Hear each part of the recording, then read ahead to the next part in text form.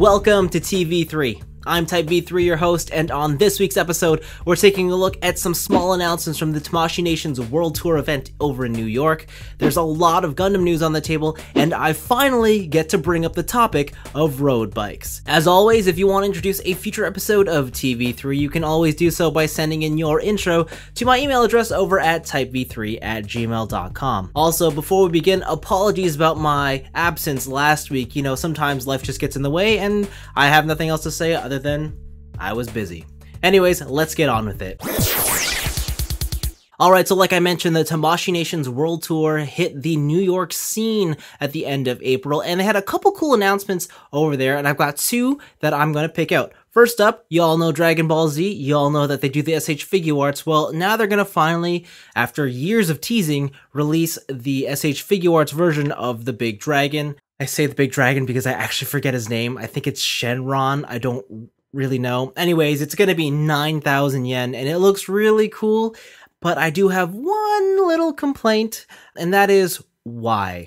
I mean, why not just make this a statue? The thing is, if you look at this picture, it's held up by, I don't know, a million different display stands, meaning that even though it has all this extra posability to it, it's kind of meaningless if you're going to need all those stands to hold it up. I think this would have been a lot better if it was just executed as a plain old Figuart Zero statue. I guess toy collectors need their posing joints. In this instance, I don't really think it's necessary, but hey, I don't collect the toy line, so I guess I don't really have that much of a right to any opinion on it. The other big announcement they had over at the Tamashii Nation's World Tour was a rather big announcement, and I mean that literally because they have shown off the next in the Soul of Shogoken series, and that is Gypsy Danger from Pacific Rim.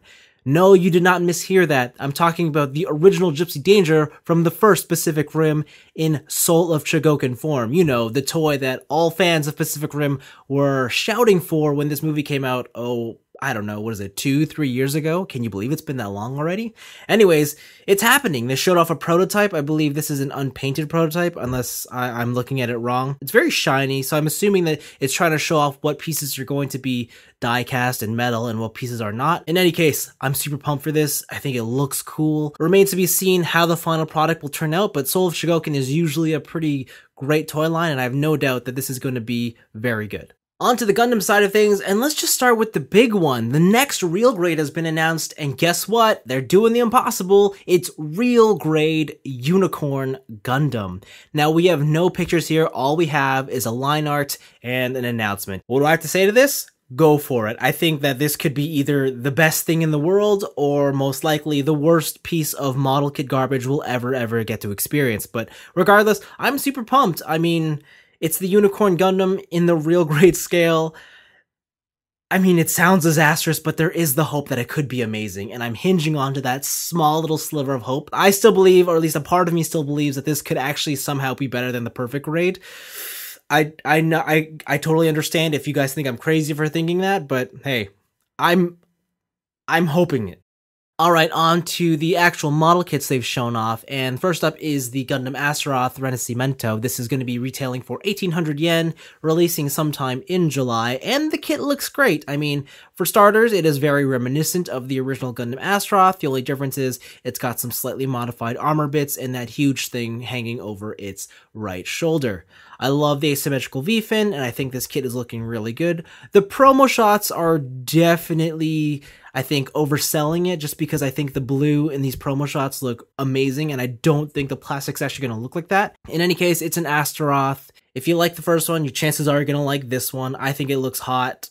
Do I like it better than the Astaroth Origin? Remains to be seen, but I'm optimistic. Alright, now a couple days ago, there was a small little announcement for a Gundam Build Fighters special project, and this is in regards to what we're all assuming is the next OVA, and with it, they've released two kits that are going to come out. First up is the Pulse Gundam, again, a July release, around 2,000 yen, and it looks, I don't know, it looks kind of familiar. I don't know why it looks familiar to me, but I feel like I've seen this somewhere before. I can't really pin it down. It screams colors of like Epion to me, but that giant fin on its head is, I don't know. I think it looks cool, but make no mistake, this is probably the least important of the two announcements they made, because the other Gundam they showed off was the bear guy. However, this is a brand new bear guy because this is done up as a girl bear guy. I forget her name. I believe it's Kosaka, but I forget the beginning of her name. I don't know how exactly they're naming this kit, but it looks adorable. I thought Super Fumino was cool, but I think this takes the cake as the best female-inspired Gundam on the market. I know I say this all the time, but you know what? Model Kit of the Year. I just, no doubt, this is it. This is Model Kit of the Year. Nothing's gonna top it.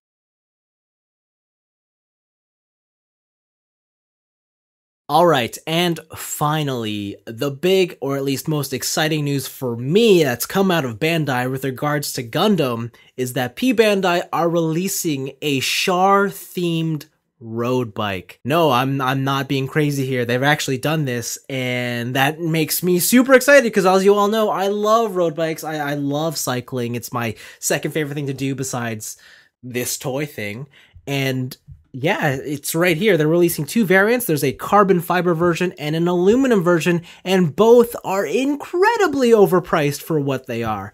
Here's the thing. The aluminum one is going to cost you about the equivalent of $1,500, whereas the carbon one is going to be about $3,500. Now, in the bicycle world, those are pretty normal prices. However, as I've been looking through the spec options here, they're actually a little bit overpriced. Because I know no one's going to understand what I'm saying when it comes to specifications on road bikes, I'm going to try and relate this back to Gundams. Basically, what they're doing, let's take the aluminum one here, for example. It's 150,000 yen, or about $1,500. What they've done is they've said, hey, this is a high grade. We're going to charge it with real grade prices in mind. And to step that thing up one notch, the carbon one is essentially the equivalent of a master grade, but they're charging perfect grade prices for it. So that should give you an idea of how much they're overpricing these things. And to be honest, I've been looking really, really deep into what is all about, what makes these bikes so special. And I have never heard of the company who's building the frame. And that's kind of the most important thing when it comes to road bikes. I have no idea who built this frame. And looking off the spec sheet, it doesn't seem to be that awesome. And the truth is, what you're paying for is the wicked paint job and that emblem and crest on the front of the head tube. I'm not gonna lie to you guys, towards the end of this year, I'm actually looking to buy a brand new road bike, something that is full carbon fiber around these price points. I'm not gonna say that I'm gonna buy this, but it does make me think that maybe I should think about it, because it would be really cool. If anything, if I win the lottery or something, I would love to buy just the aluminum version one, because I think the aluminum one looks pretty cool, and hang it on my wall. I think that would be a really cool thing to hang up on the wall, just because I like bikes and Gundams are cool, and Char's the best, and it is red. There's nothing more to say about that. I mean, one of the coolest announcements that I think has absolutely no relevance to the entire Gundam community, but hey, I guess there's a couple people out there like myself who are really into this kind of stuff and like to see that's being made. Otherwise, I think this is gonna bomb in terms of sales, but I really like it. Alright, new stuff. This week, I didn't really get too many new things, and last week I got absolutely nothing. But of the small things that I got this week, there's a theme to them, and it is Macross related. But I'll show you the items, and you might be able to catch up the theme. First up, I got a Figuart Zero. This is a Figuart Zero of Mirage Farina, Genus from Macross Delta, my favorite character from the show, even though she does absolutely maybe nothing. And I don't know. She was kind of underdeveloped, but I liked her attitude, and she's pretty cool, and she pilots a cool jet fighter plane thing. So this is neat. It's just a Figuart Zero, just a statue, so it doesn't really do anything other than display well, but that's okay with me. I mean, the idea of an articulated combat pilot isn't exactly the most exciting action figure in the world, so I'm more than happy that they gave her a really graceful pose, and they've given her her helmet and an extra face, and it's pretty cool. The next thing I got, of course, like I said, Macross related, is sort of related to the genus, and that is the High Metal R VF1J Super Valkyrie, piloted by Milia, genus basically this lady's grandmother. So this is from the original Super Adventure Fortress Macross, or I suppose Macross 7, depending on where you want to call it from. In any case, this was the High Metal our VF1 that I was wanting ever since they were announced, because it's the red one, and I love the red one. There's nothing more to say than that. I mean, I got a red Valkyrie, and that's pretty cool. But otherwise, pretty pumped to have 2 female Macross-inspired figures in the collection. I'll probably put these on display right away. We've reached the feedback portion of the show, so let's hit up with the first comment coming in from Gundam Pilot X. What is your favorite Metal Gear Solid game? I would guess 3. You are almost correct. 3 Subsistence is my favorite of the Metal Gears. I just didn't like how when the Snake Eater came out, I got sick of playing from the overtop view. If it's just back down to overtop view, then I would say the original Metal Gear Solid's my favorite, but when they released Subsistence and you could play as a standard third-person shooter, 1,000 times better for me. I loved it a whole lot more, and yeah, that's definitely my favorite of the Metal Gear Solid games. However, if you want to know my favorite Metal Gear game, it's Acid for the PSP. Limerick wants to know, what do you think the best Spider-Man action figure in the market is right now? I want one and probably can afford just one. Honestly, I would say the Marvel Legends Pizza Spidey. It's not really available on store shelves right now, but you can still get it at, hobby shops, secondhand on the aftermarket, eBay, Amazon, and it's still pretty competitively priced or relatively cheap. The thing about that Spider-Man that I think is better than all the other Spider-Mans is that it's trying to evoke classic Spidey.